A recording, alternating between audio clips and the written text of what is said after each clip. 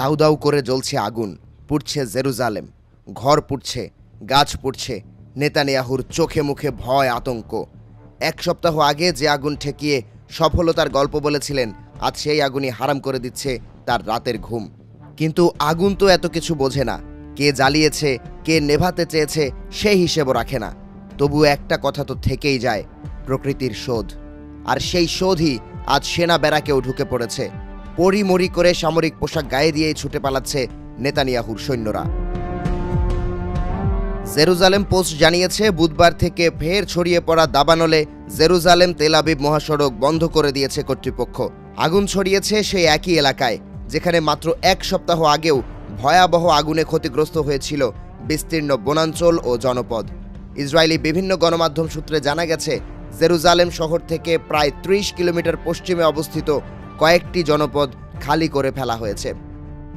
সামাজিক যোগাযোগ মাধ্যমগুলোয় ছড়িয়ে পড়া বিভিন্ন ভিডিওতে দেখা যাচ্ছে আগুন নিয়ন্ত্রণে আনতে প্রাণপণ চেষ্টা চালাচ্ছেন দমকল বাহিনী। পুলিশ জানিয়েছে, উচ্চ তাপমাত্রা ও প্রবল বাতাসের কারণে আগুন দ্রুত ছড়িয়ে পড়ছে। এখন পর্যন্ত অন্তত ৫টি জনপদ থেকে বাসিন্দাদের সরিয়ে নেওয়া হয়েছে। আগুনের আঁচ পৌঁছে গেছে জেরুজালেমের সৈন্য ব্যারাকেও। যুদ্ধ ঠেকানোর হাজারো প্রস্তুতি কি আগুন ঠেকাতে পারে? ফেসবুক সহ বিভিন্ন সামাজিক যোগাযোগ মাধ্যমে দেখা যাচ্ছে আগুনের লেলিহান শিখা থেকে বাঁচতে পরিমরি করে ছুটে পালাচ্ছে নেতানিয়াহুর সৈন্যরা। এদিকে আবহাওয়ার এই প্রতিকূল পরিস্থিতির কারণে বুধবার সন্ধ্যায় জেরুজালেমে অনুষ্ঠেয় স্বাধীনতা দিবসের মূল অনুষ্ঠান বাতিল করা হয়েছে। তবে এখন পর্যন্ত কোনো হতাহতের খবর পাওয়া যায়নি। অ্যাম্বুলেন্স, নিবিড় পরিচর্যা ইউনিট ও তাৎক্ষণিক সাড়া দেওয়ার যানবাহনগুলো দমকল কর্মীদের সহায়তায় চিকিৎসা সেবা দিয়ে যাচ্ছে। দেশটির জাতীয় নিরাপত্তা মন্ত্রী ইতামার বেনগাভির জানিয়েছেন, তিনি দুর্গত এলাকা পরিদর্শনে যাচ্ছেন।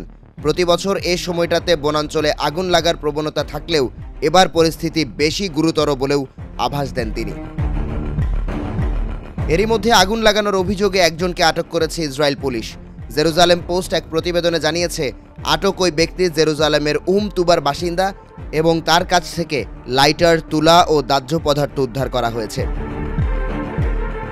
আগুন ঠেকাতে যখন হিমশিম খাচ্ছে নেতানিয়াহু সরকার, ঠিক তখনই যেন মানবতার এক বিরল দৃষ্টান্ত স্থাপন করল ফিলিস্তিন। টাইমস অফ ইসরায়েল এক প্রতিবেদনে জানিয়েছে, ইসরায়েল চাইলে জেরুজালেমে চলমান দাবানল নিয়ন্ত্রণে ফায়ার সার্ভিসের দল পাঠাতে প্রস্তুত রয়েছে ফিলিস্তিন। এই সেই ফিলিস্তিন যেখানে বছরের পর বছর ধরে ইসরায়েলি হামলার মুখে কত শত মানুষ নিহত হয়েছেন, হাজারো ঘরবাড়ি মাটির সঙ্গে মিশে গেছে। তারাই এবার সাহায্যের প্রস্তাব দিয়েছে আগুনে বিপর্যস্ত ইসরায়েলকে।